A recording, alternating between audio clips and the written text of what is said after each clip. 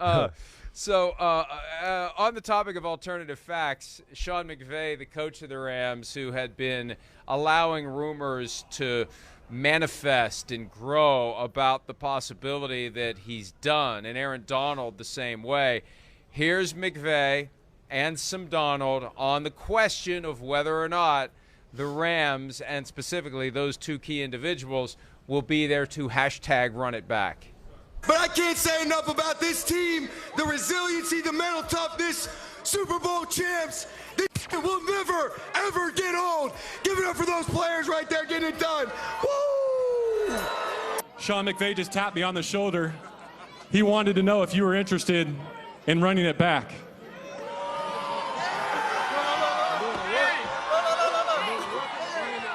Run it back! Run it back! Run it back! Run it back! Run it back! Give it up for Aaron Donald! What a stud! Everything! We built a super team. We can bring the super team back. Why not run it back? We can be world champions. Yeah! I love it. Look, I love it. First of all, there was a little bit of Howard Dean at the beginning, and Ric Flair, with that, and Ric Flair that, with that a yell. woo. It was a Howard Dean version of the Ric Flair woo. But what else is Aaron Donald going to say in that moment? I don't buy that. That's a definitive. I'll definitely be back next year. I don't buy that. He had to say it in that spot. He had to. Well, yeah. Was he going to say nah? Hey, Sean, nah. Listen, not today. Not today. I would bet you they had. It's easy to get caught up in the moment. It's easy to get caught up in the moment if everybody's drinking and having a good time. No doubt about it. It's a good time. You're celebrating a Super Bowl. It's one of the best weeks of your life. You're sitting there with no shirt on and an awesome gold chain and everything. I mean, man, Aaron Donald's body. Holy crap! I was looking at that more than anything. But I bet you, like, Sean McVay knows man code or guy code or business code or whatever. I would bet you he had a little bit of a lean that Aaron was saying he was going to come back. I would have a hard time thinking McVay just called him out of nowhere. You know, I would think there was at least a signal that, yeah, I think I'm going to come back. You know, give me another day or two, but I'm thinking I'm going to come back. I would bet you. I don't think McVay would totally call him out like that, but I don't know. Maybe he did. Either way, if he did do it that way, you're right. I mean, Aaron Donald's got no choice but to answer it kind of the way he did. As Rick James used to say, cocaine is a hell of a drug. Although I'm not suggesting that Sean McVay was using cocaine yesterday. I'm talking about other substances, legal substances, including weed potentially. You never know. You never know. It's legal. But Sean McVay clearly was drinking yesterday, and that's fine. Right. That's fine. They were having a good time. But my point is, when the dust settles on the parade, that's when people start thinking about the future. Right. And look. Yeah. When you're in the middle of that moment, you do let yourself think that it's easily replicated, and we know it's not. How many teams over the past 20 years have had these delusions of grandeur that they're going to have a parade every year, and how many actually do? Yeah, none. In the past 20 years. It's the Patriots, and that's it. You know, the Patriots twice, right? You're right. It's brutal. 03, 04. None since then. It's tough as hell. I mean, that's really what it is. You're right. The way the league's set up, how even it is, it's hard to go back year after year and win it. We saw the Chiefs, and we thought how great of a team they were with, you know, arguably the best player in the sport. They get back and don't play their best on that day, get a few injuries, and you get blown out in the Super Bowl.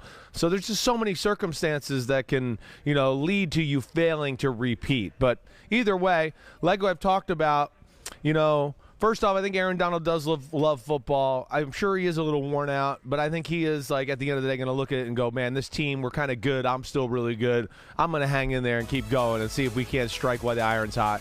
And I got the sense, as I told you, with being around McVay, the 10 days before the Super Bowl when we spent the day with the Rams, that he's found a little bit of that work-life balance, and that the year was a little bit less stressful than other years, that he didn't seem as worn out. He hinted at those type of things. So that's where I'd be surprised if they stepped away. And, man, they had a lot of fun at that party yesterday. I mean, it looked like they had a great time.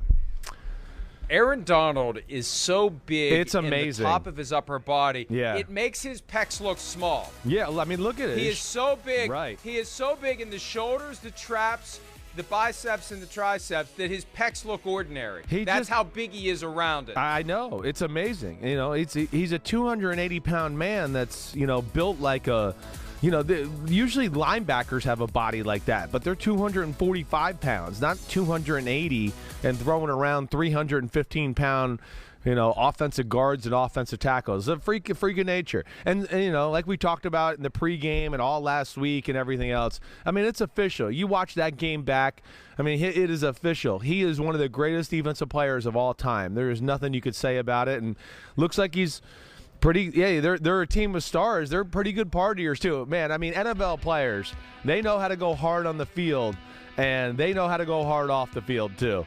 I can't imagine how much alcohol was consumed and other substances over the last 48 hours in L.A. You know, I think that's a group that knows how to play hard, work hard, do it all hard, and just have fun. And, you know, they deserve it. That's for sure.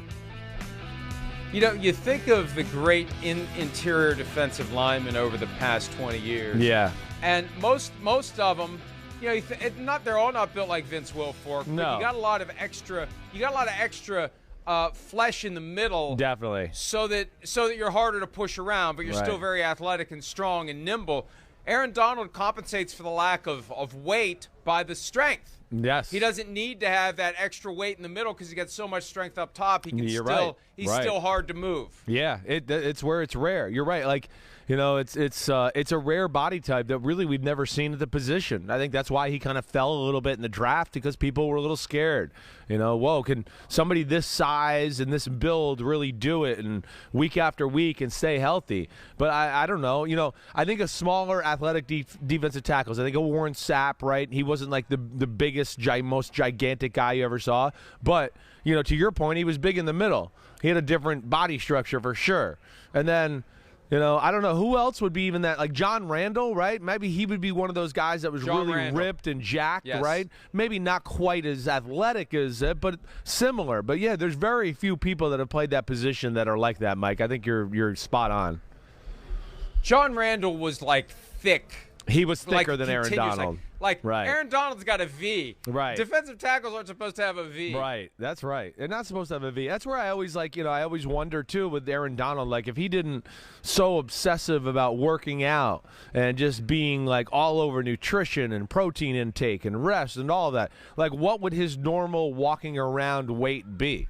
I really do wonder that all the time. And that's why I do wonder why at the age of 30, you know, if he's going, damn, my body hurts and I'm a little stressed because, you know, I'm looking at the guy, again, he's 6'1".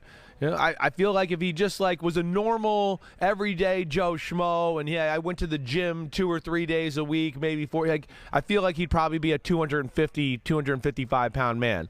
But his obsessive work ethic and everything that he is into that has allowed him to be 30 more pounds of extra muscle and have a V like you talked about, to where it's just really rare to have the strength he has in the you know, smaller type package that he has. It's I've never seen anything like it.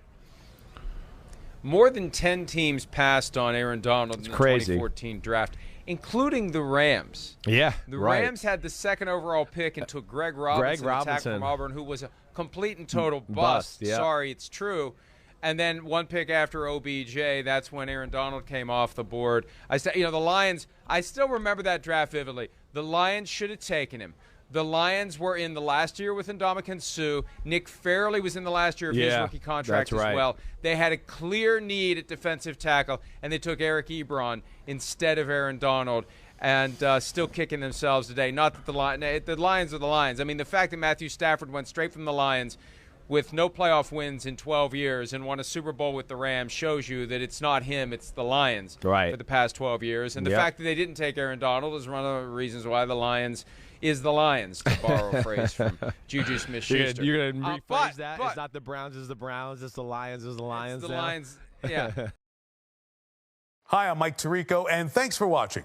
Make sure to hit subscribe for the latest news and highlights from NBC Sports.